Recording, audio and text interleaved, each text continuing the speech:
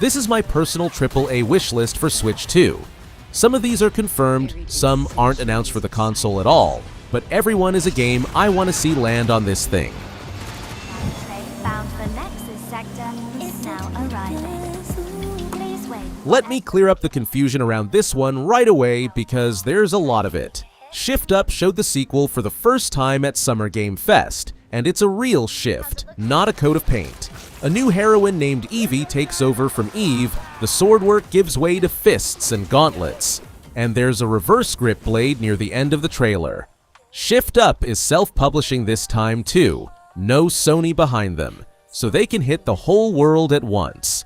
Ambitious? Sure. But here's what matters for us. Switch 2 isn't on the official platform list. All we have are job listings hinting at a multi-platform, Unreal Engine 5 build, and a triangle button prompt in the footage, which points at PlayStation. The thing actually landing on Switch 2 this year isn't Blood Rain at all, it's the complete edition of the first game, which just got a fresh trailer. So keep the sequel on your radar, but as a Nintendo guest, it's still a maybe.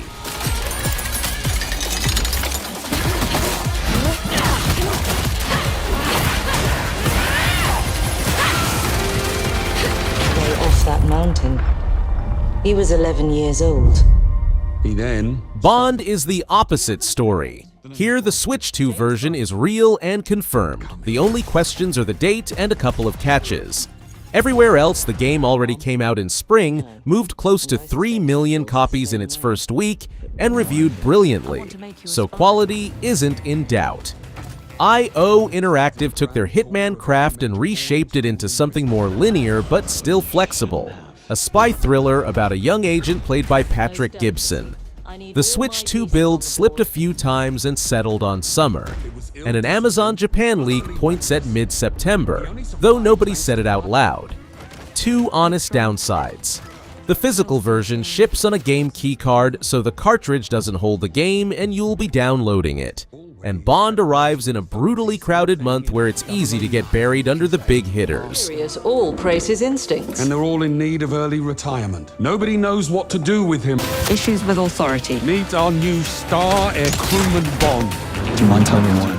Yet, there are some outcomes that are uncertain. Rayman is the one that makes me grin and squint at the same time. Ubisoft is repainting the 2013 Rayman Legends on the Snowdrop engine, adding full 3D staging, a new sixth world, 4 fresh musical stages, dragon rides, and for the first time in the series, full voice acting for everyone. The 4-player couch co-op is still here.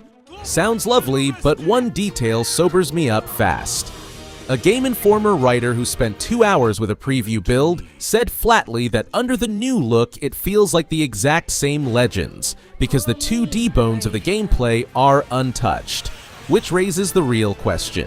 Does a game that already looked gorgeous in 2013 and still plays great actually need this? For $40, you're getting a new wrapper and a bit of new content, not a new game. Your heroics will no doubt be the stuff of tales twice told. Nintendo Switch 2 editions of these 3 Xenoblade Chronicles games are incoming. Monolith Soft is closing out the trilogy. After the first 2, the third one finally reaches Switch 2, and it's dead last in line, only in December. The tech side is predictable and nice. 4K and 60 frames docked, 1080p and the same 60 in handheld. The more interesting part is what they piled on top. A new hero with his own quest, fully voiced story scenes in English and Japanese, and a separate defense mode where your party holds off waves of enemies, a little roguelike bolted onto the campaign. If you wanted an excuse to replay one of the best JRPGs of the generation, that's a fair one. But let's be straight, there isn't much here to justify a paid upgrade, and the $10 pack feels like paying for resolution and frame rate. And the Chronicles X hangover lingers. That Switch 2 upscale turned out divisive, so I want to see the final image with my own eyes. Been halfway across the continent looking for you. Lara goes all the way back to the start. This is a remake of the 1996 original on Unreal Engine 5, built by Crystal Dynamics with Flying Wild Hog, and oddly enough published by Amazon. Familiar spots from the jungles of Peru to the ruins of Greece are rebuilt into semi-open spaces, the puzzles are redesigned, and the Switch 2 port is officially confirmed, which for a UE5 game is already good news. Two things I can't skip though. First, the release moved to February 2027, so no playing it this year. Second, and stickier, the developers admitted on the Steam page that they leaned on AI tools for some content during development, and that tends to rub players the wrong way. How a heavy UE5 game behaves on Nintendo's handheld is still a mystery too, since we haven't seen a single frame of live Switch 2 footage. Comes to retrieval, you're the one to hunt.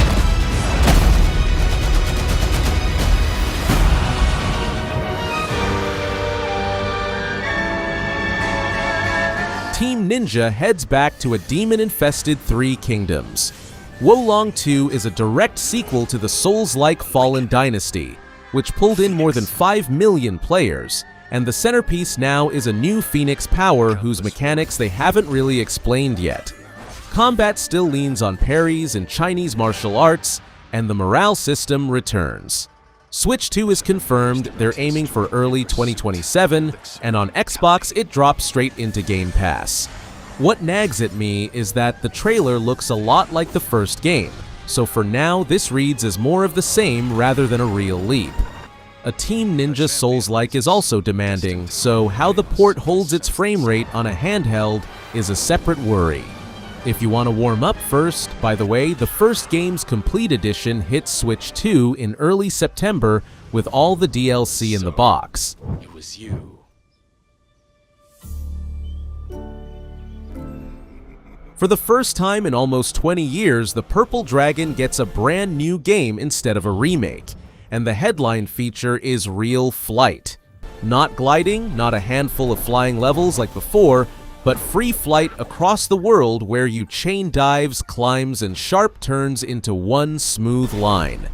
Toys for Bob is on development, now independent after leaving Activision, and Tom Kenny is back voicing Spyro.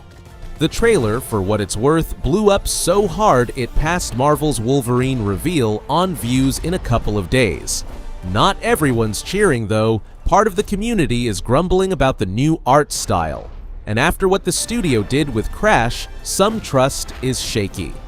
The game slipped all the way to spring 2027. Details are thin, and fans are already nervously praying the physical release doesn't land on a game key card.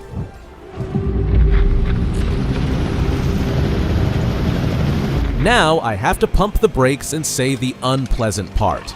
Wardogs is an ambitious 100-player tactical shooter from Bulkhead under Team 17, where 3 teams fight for control of a zone on a huge destructible map, and the whole economy runs on cash you earn mid-match. Sounds fun, but for our video there's a big problem. There's no Switch 2 version at all officially. In September it enters early access on PC via Steam only, and the talk of consoles and a 2027 Switch 2 release is press guesswork, not an announcement. The devs will only say consoles are in the plans, no dates. Given a map of 256 square kilometers, 100 players online, and specs starting at a GTX 1660, a port to Nintendo's handheld would be a serious technical lift, if it happens at all. So keep it on the radar, but for now, it's someone else's party. Come on.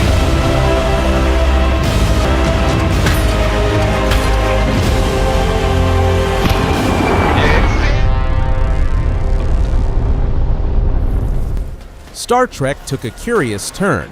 The new game in the universe is being made by Bloober Team, the Silent Hill 2 remake studio, and it's not a punchy action game, but a dark psychological horror. At the center is Ro Laren from The Next Generation, voiced again by Michelle Forbes. Her ship crashes on a planet that's a graveyard of wrecked vessels, taken over by an alien consciousness, where her memories warp and her grip on reality slides. For fans of the show, it's a bold, strange pitch, and atmosphere is exactly what Bloober does well.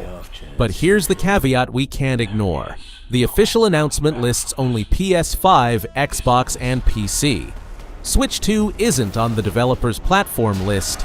It only popped up in a couple of outlets and hasn't been confirmed by anyone. So if you're waiting for a Star Trek horror specifically on Switch 2, don't pencil it in yet.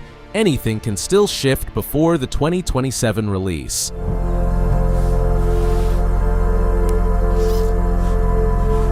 And to finish, something that looks nothing like the rest of the list.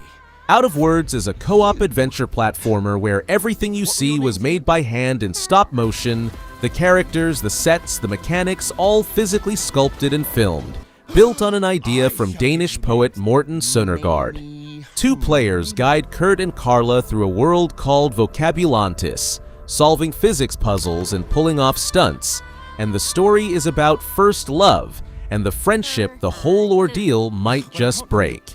You can play it on one couch or online with crossplay. And despite the common mix-up, it's published by Epic Games, not EA. The honest catch, it's co-op only, there's no solo mode whatsoever, so no partner means no game. The date's muddy too. They aimed at 2026, but some sources have already nudged it into early 2027. Visually though, it's one of the most charming things on the whole list.